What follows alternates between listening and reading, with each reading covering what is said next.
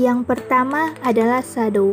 Sadou adalah upacara untuk menikmati teh yang dilakukan dengan cara yang sudah ditentukan. Upacara ini menggunakan matcha atau teh hijau dan dilakukan dengan menjaga tata cara yang sudah ditetapkan. Keindahan gestur dan pelayanan sepenuh hati kepada para tamu adalah daya tarik sadou.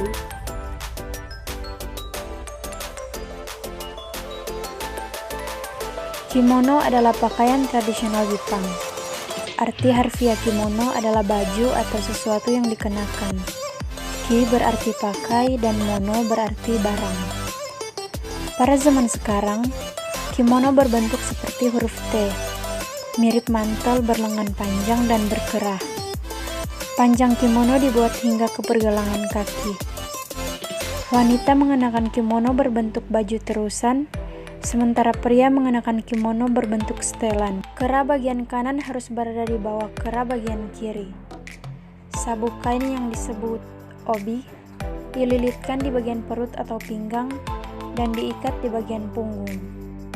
Kimono dengan potongan garis lurus ini menawarkan berbagai macam keuntungan. Pertama, ia mudah dilipat. Kedua, cocok dipakai pada cuaca apapun. Ketiga, bisa digunakan secara berlapis untuk memberikan kehangatan di musim dingin. Juga dibuat dari bahan seperti linen yang nyaman digunakan di musim panas. Manfaat-manfaat tersebut membuat kimono akhirnya menjadi bagian dari kehidupan masyarakat Jepang. Kimono juga menjadi salah satu barang berharga. Para orang tua memberikan pakaian tersebut kepada anaknya sebagai warisan keluarga.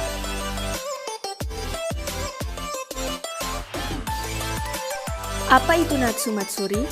Di Jepang pada bulan Juli sampai Agustus merupakan periode untuk perayaan Natsu Matsuri.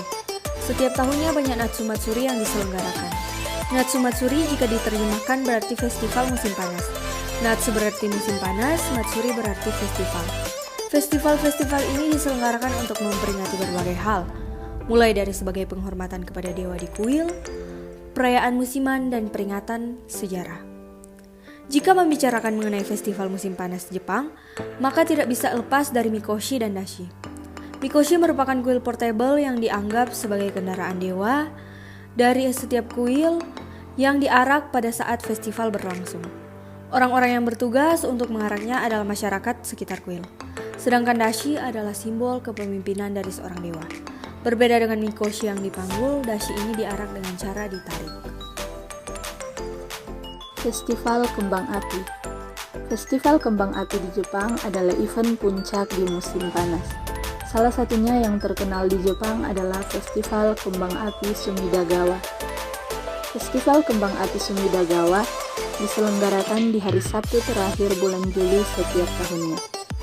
Festival Kembang Api berskala besar ini diluncurkan dari dua tempat, yaitu distrik Taito atau lokasi kuil Sensoji dan distrik Sumida atau lokasi berdirinya Tokyo Sky Tree.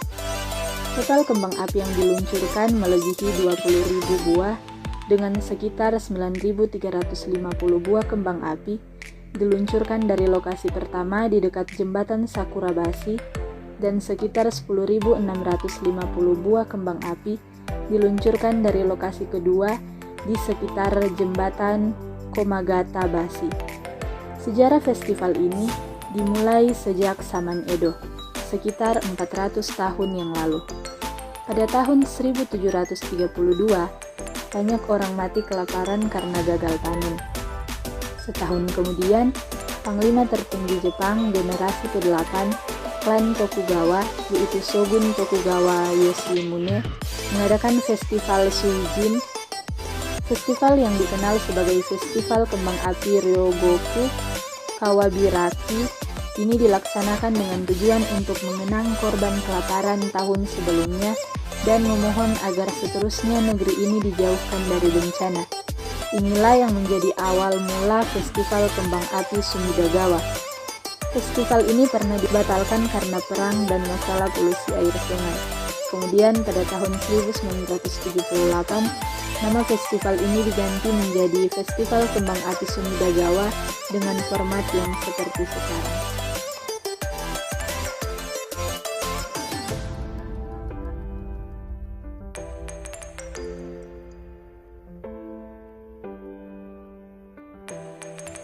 Pencaksilat adalah suatu seni bela diri tradisional yang berasal dari Kepulauan Nusantara.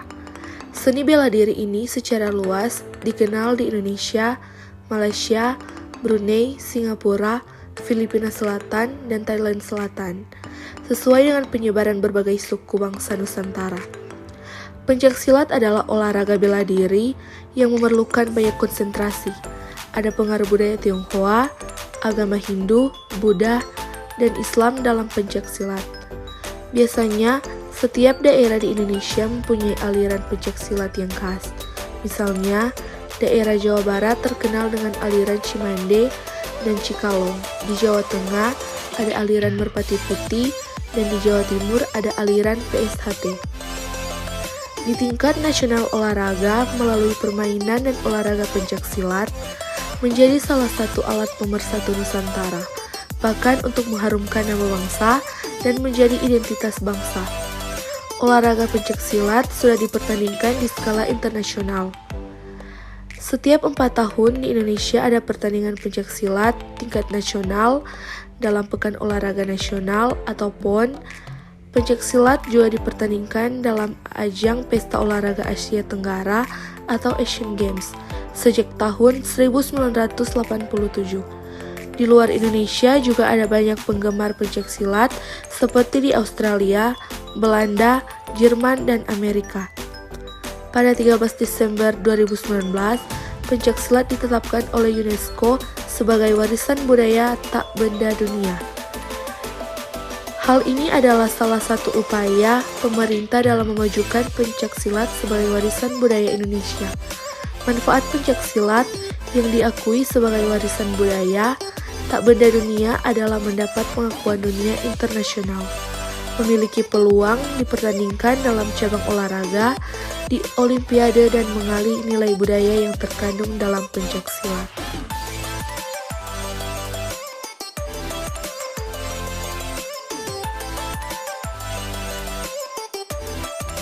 Tari kecak adalah pertunjukan khas Bali yang menggabungkan drama dan tari.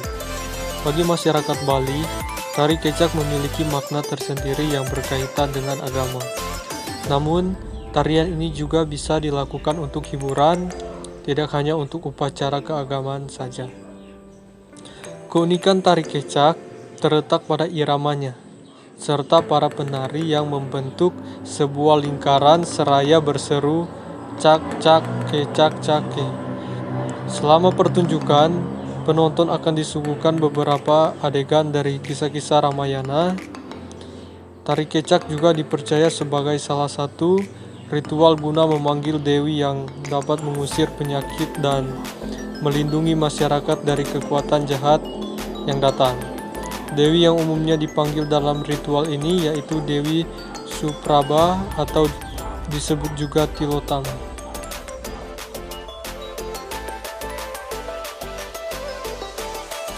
Batik adalah hasil karya bangsa Indonesia yang merupakan perpaduan antara seni dan teknologi oleh leluhur bangsa Indonesia.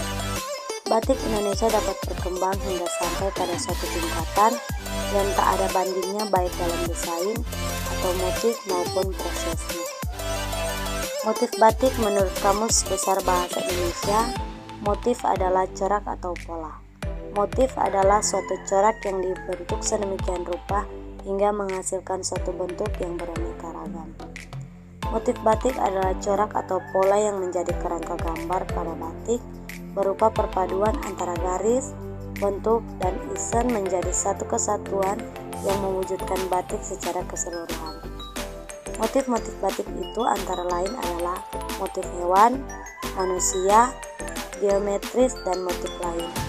Motif batik sering juga dipakai untuk menunjukkan status seseorang. Membatik merupakan tradisi turun-menurun. Karena itu, sering motif batik menjadi ciri khas dari batik yang diproduksi keluarga tertentu. Wayang kulit adalah seni tradisional yang terutama berkembang di Jawa Tengah dan Jawa Timur. Wayang kulit terbuat dari kulit kerbau, diyakini sebagai embrio dari berbagai jenis wayang yang ada saat ini. Setiap bagian dalam pementasan wayang mempunyai simbol dan makna filosofis yang kuat.